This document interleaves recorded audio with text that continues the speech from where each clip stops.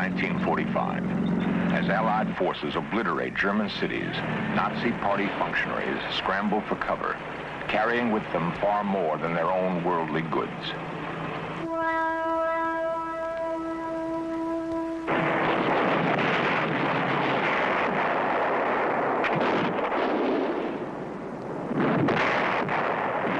From D-Day, the 6th of June, to the complete collapse of German military strength, a brief 8 months had gone by. There had been little time for the looters to hide their ill-gotten wealth.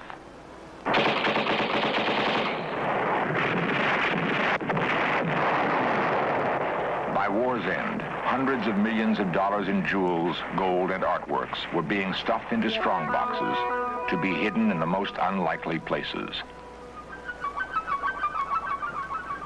The plunder set off one of the greatest treasure hunts in history. Some of the treasures were buried in an Austrian salt mine during World War II. Some were recovered. Many remain unfound to this day.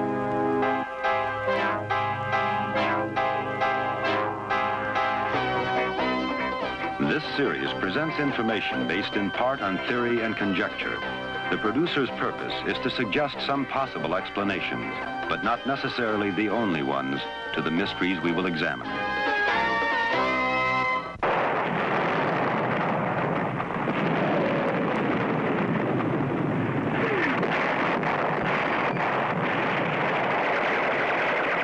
From the east, Russian forces hammer Berlin in the last days of World War II.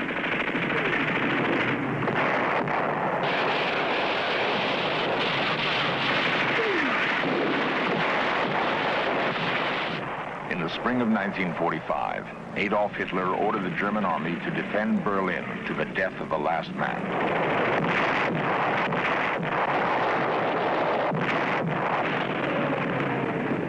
Russian soldiers sealed off Berlin as American troops mopped up the scattered pockets of German resistance east of the Rhine River. In the closing days of the war, every foot of land was paid for with a life.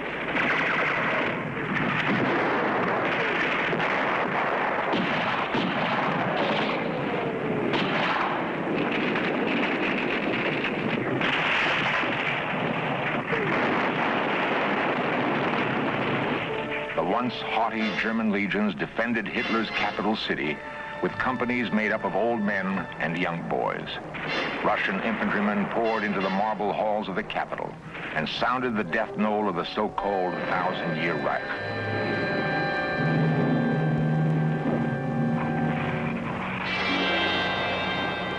Even as the Allied armies were writing an end to the Third Reich in Berlin, Hitler's henchmen were scurrying to save themselves. Men like Martin Bormann, the architects of Nazi power for a dozen years, weren't about to surrender or commit suicide as their leader had done.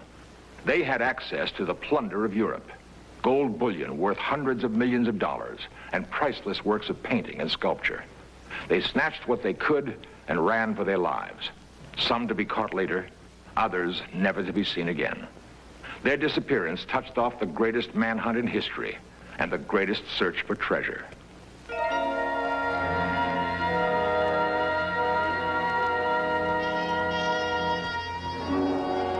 As Berlin fell, more than 500 top-ranking Nazis disappeared from sight.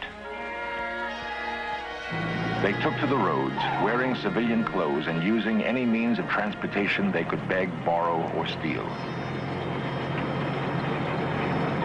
The stolen treasures they carried were to be passports to a new life. The departure from Berlin of Nazi leaders was a far cry from their triumphant marches through conquered cities just 6 years earlier.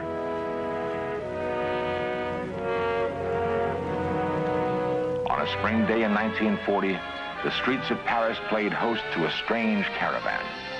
Riding in an open staff car, selected officers accompanied Adolf Hitler on a tour of the City of Light.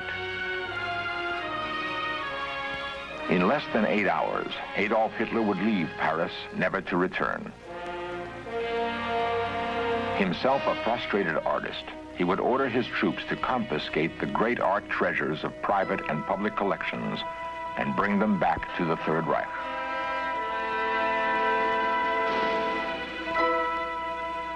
Art historians have often attempted to trace the plundering that occurred during the Nazi occupation of Western Europe, but an impossible jungle of documents has subverted most of their attempts. Like children playing with newfound toys, Hitler and Göring examined each new collection that was brought to Germany.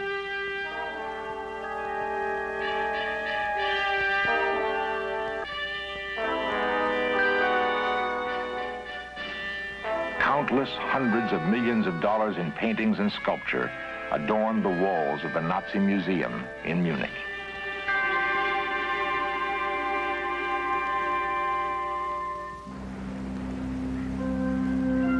Still other great treasures were hidden in a 15th century castle called Neuschwanstein. The castle was the creation of Ludwig II, the Mad King of Bavaria. In a sense, one madman's monument had become a storehouse for the greed and fantasies of another. For a time, Ludwig's collection of cheap glass and plaster fixtures was dignified by some of the finest works of Europe's old masters.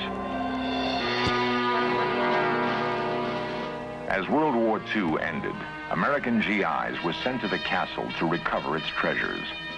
What they found were the works of incomparable artists, haphazardly grouped with paintings of little or no merit.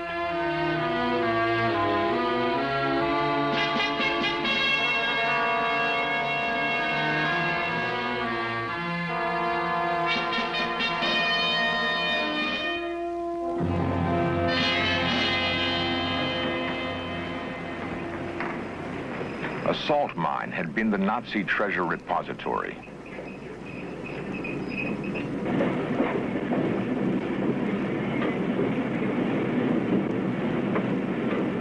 In the perfectly controlled humidifier, an elaborate vault had been created in which the paintings could be safely housed. To this day, the salt mine remains.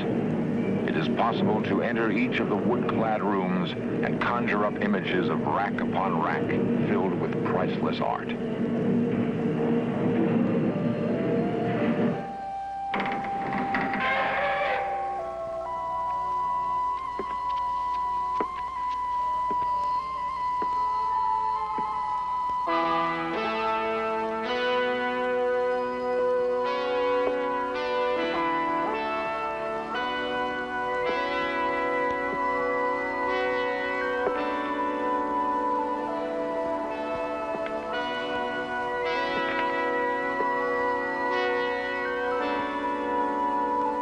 The search for treasure taken from the salt mine was assigned to men like Walter Horn, a German-born art historian who worked with U.S. military intelligence after the war.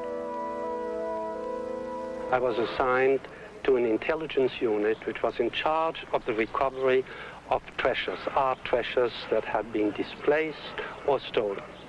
There were two very interesting cases. One of them was the recovery of the crown jewels of the Holy Roman Empire, 5 of the most important pieces of which had disappeared. The other one, psychologically perhaps more interesting because the key figure in that story was a woman, was the disappearance of $2 million worth of gold coins from the salt mines of Altaussee. The only thing that was known about them was that they were last in the hands of an SS major called von Hummel, who was the right-hand man of Martin Bormann, who was the right-hand man of Adolf Hitler. The problem was to find a man who had disappeared 6 months earlier. Disappeared from a Berlin under fire. Martin Bormann left the bunker where Hitler was to die and made a frantic race for freedom.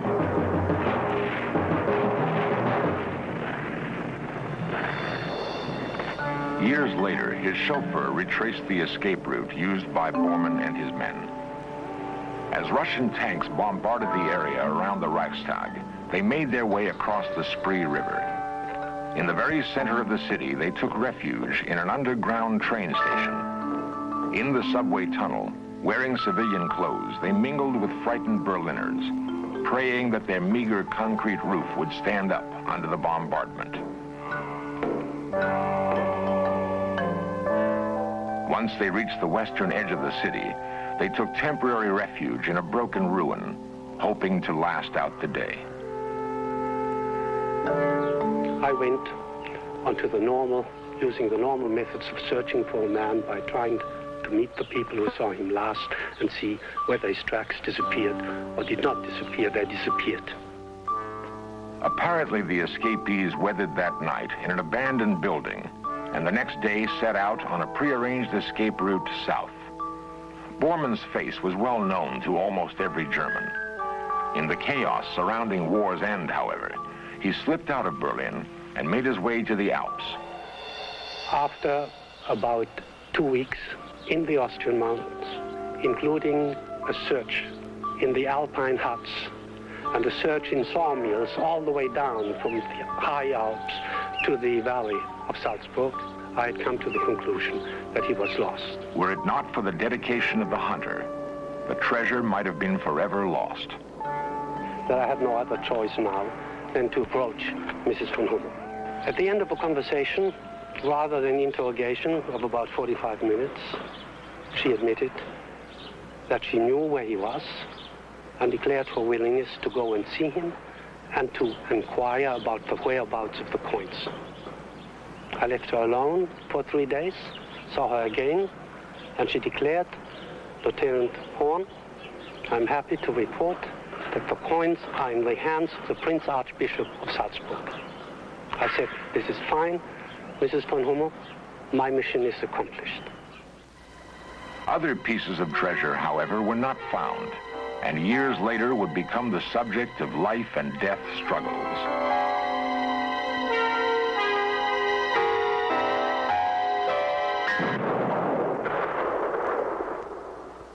Trainloads of priceless treasure rolled across the German countryside.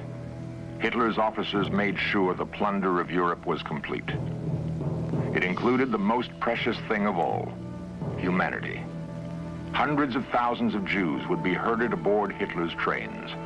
Many would die of starvation along the way. The trains leaving collection centers throughout Europe were expressions of fundamental Nazi philosophy. To be other than German was to be inferior. To be Jewish was to be despised. At the end of the line were the concentration camps. They were foul stockyards of humanity stripped of hope.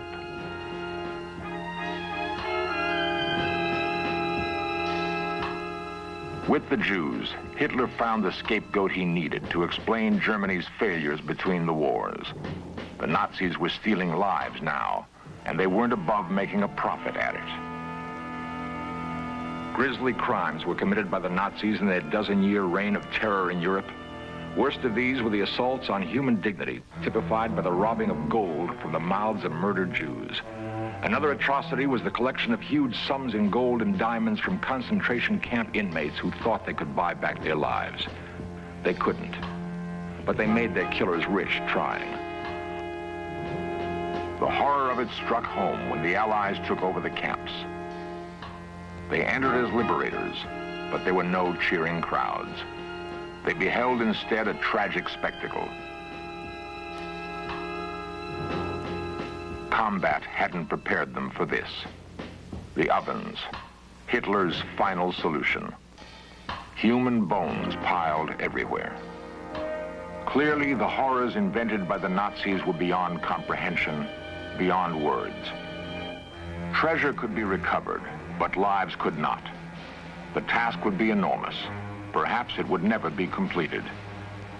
The great bulk of Nazi plunder would be recovered immediately after the war. Uncounted millions, however, disappeared with Hitler's henchmen. Men who, like Martin Bormann, are still at large. Among them, Dr. Joseph Mengele. He conducted unspeakable research on the inmates of concentration camps. Inmates would have sooner faced the ovens than Mengele's knife.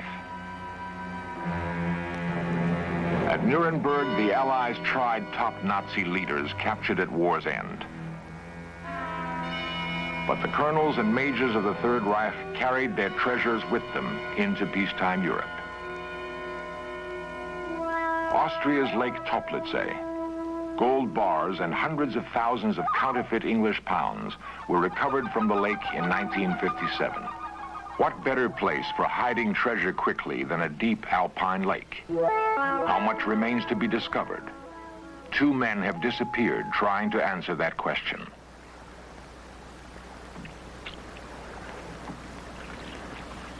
The search goes on in spite of the lake's ominous history. The Austrian government tries to discourage treasure hunters, but the lure of Nazi gold is powerful. 2 volunteer firemen from a nearby city have dreamed of the riches that may lie beneath the lake. The dream brings them to Toplice again and again. Perhaps this will be the day. The quest is exhilarating, but not without danger. Vigilance is important.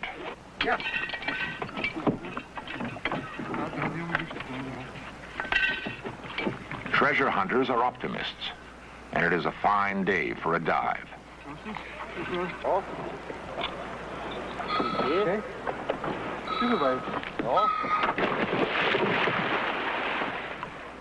Optimists, yes. But the treasure hunters know other hunters may be abroad. The men who hid the gold were not strangers to killing. Who knows where they are now? The water is deep and cold. It is easy to see how it has kept its secret for more than 30 years.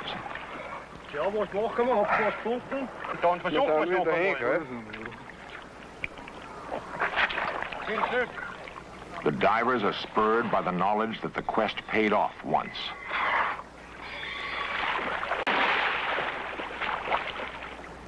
There was another time when blood may have been spilled to keep the secret of the lake. The secret was born in 1945. The Nazi hierarchy, not killed outright, was in flight. If they were caught, they might lie their way out of long prison sentences, but not if they were caught with treasure.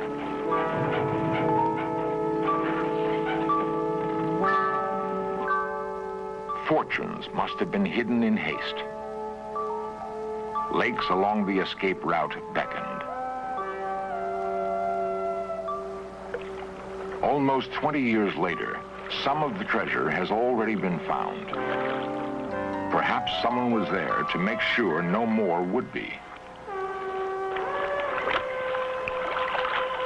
Did the divers find something? Something that cost them their lives? We only know that they vanished. Some think the underground Nazi movement called Odessa was involved.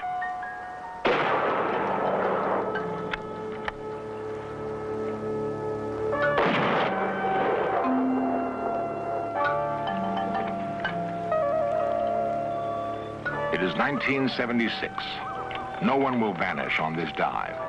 There will be no treasure either. It is possible that the gold remaining in Toplice was moved years ago when its guardians felt others closing in.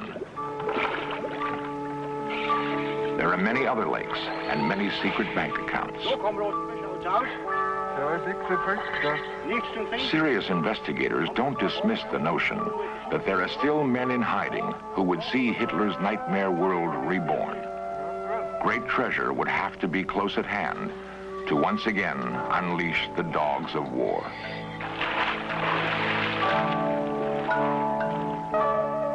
That prospect alone may be enough to drive men to continue the search for Nazi plunder.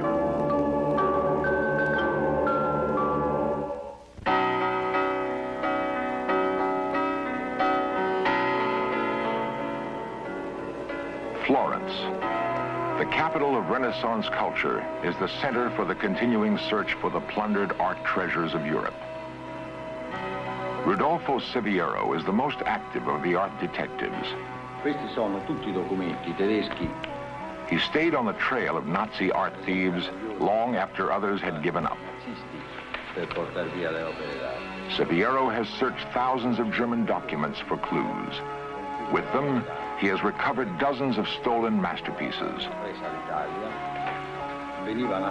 Manifests, bills of lading, army memos, reminders of past outrages. Deve essere del 44, sì. The collections of the Uffizi Gallery and the Pitti Palace in Florence have been reconstructed through the work of Seviero and his colleagues. Yet Seviero estimates that a third of Italy's plundered art is still missing. He thinks much of it is hidden behind the Iron Curtain in East Germany. One of his hardest tasks has been to root out the fake masterpieces that began showing up after the war. Museums, anxious to restore their collections, often fell victim to swindles. The flood of copies has made it even harder to trace the fate of the originals.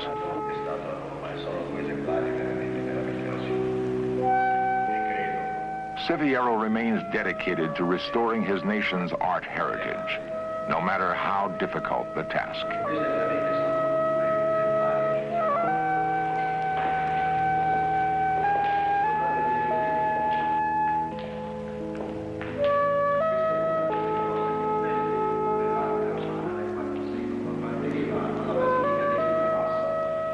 It is important for men like Seviero to believe that beauty can endure.